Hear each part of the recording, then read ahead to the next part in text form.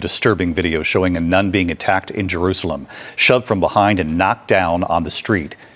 Tonight, shocking video of a man attacking a nun in Jerusalem in what police are calling a suspected racially motivated attack. Surveillance footage showing the man running towards the nun Tuesday and violently pushing her to the ground.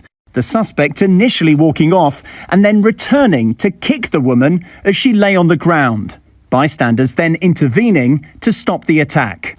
Just share something with you. Very recently in Jerusalem, there was really a very unfortunate event where a French nun was attacked outside of Zion Gate by someone who's clearly a religious Jew just by his dress.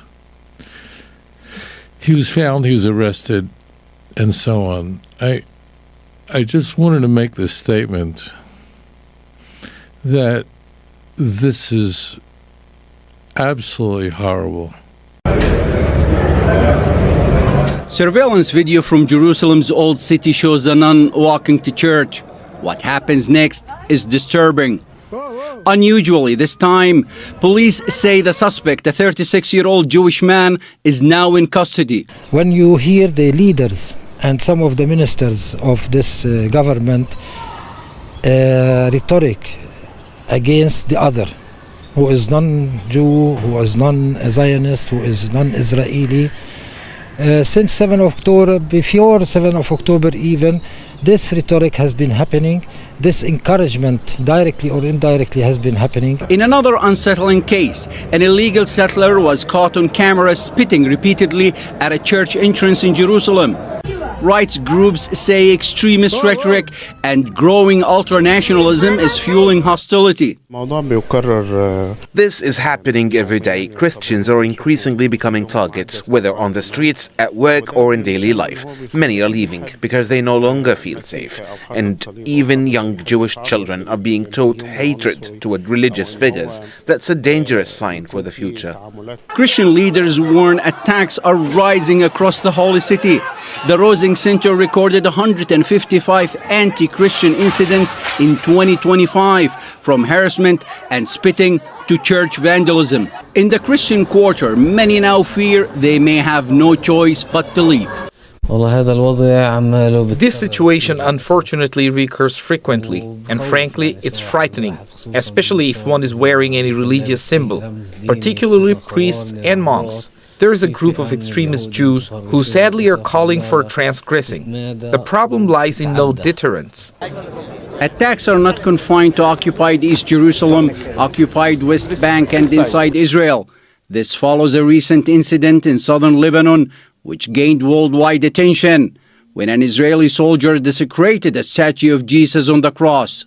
Every time, yes, it can happen that every time you go out, you say, I don't know what's going to happen to me. But of course, nobody likes to leave his house knowing that maybe they will spit, they will throw you down on the street. Much international support for Israel comes from Christian leaders and communities, especially in the United States. For many Christians here, fear is no longer symbolic. It's now a part of daily life, shaped not only by individual attacks, but by the politics surrounding them. And as tensions deepen, so does the uncertainty about their future in the city. Christians in Jerusalem's Old City say they've been repeatedly assaulted. So how are Christian leaders responding? The situation led Israeli President Isaac Herzog and Police Commissioner Yaakov Shabtai to meet leaders of the Orthodox and Catholic churches of the Holy Land. In recent months, we've seen very serious phenomena towards the Christian denominations in the Holy Land. Our brothers and sisters, Christian citizens, feel attacked in their places of prayer, in their cemeteries and on the streets. Christians in Jerusalem's Old City say they are often harassed, spit on, and even physically attacked by religious Jewish youth. I view this phenomenon as extreme and unacceptable in any shape or form. This phenomenon needs to be uprooted. Earlier incidents include the desecration of a Protestant cemetery on Mount Zion, an attack on international Christians during a day of prayer for Jerusalem, and harassment at a Messianic concert in Jerusalem. We must respect the members of all religions. We've committed to this since the dawn of our existence. This is the most basic commandment of love your neighbor as yourself. Church leaders expressed their desire to work together with Israeli authorities. We need to work together in order to encourage coexistence and solidarity between us, and the love between us, because we are brothers in the same state. We live in the same places, and we need to live together in quiet and peace. Recently, Israeli Channel 13 reporter Yossi Eli went undercover as a priest for a day. Dressed in a robe, he walked through the old city with Franciscan Father Alberto. In the first 5 minutes, he was spat at 5 times by Orthodox Jewish Israelis. In Haifa, Israel's police commissioner said the police are working to eradicate incidents and trends that affect the sense of security. We're here to reassure you of that and to offer any assistance that may be required. As part of the cooperation between all the parties, we're working to bridge the gaps in places of conflict, while simultaneously striving to provide the vital sense of security. David Parsons from the International Christian Embassy Jerusalem says the attacks are coming from a fringe element.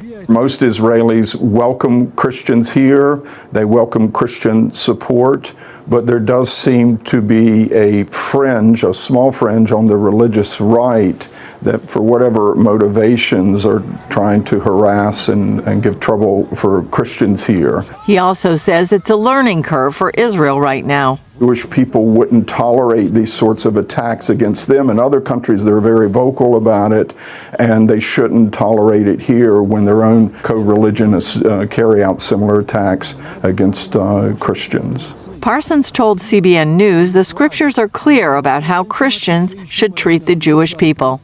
Scriptures are clear that Genesis 12:3 says we need to bless the Jewish people. Isaiah says comfort them. Paul in Romans 11 says show them mercy. So we have biblical commands to stand with Israel, support them. We're not going to condition that support on whether or not these attacks are stopping, but it does make it harder for us to build support and friendship for Israel.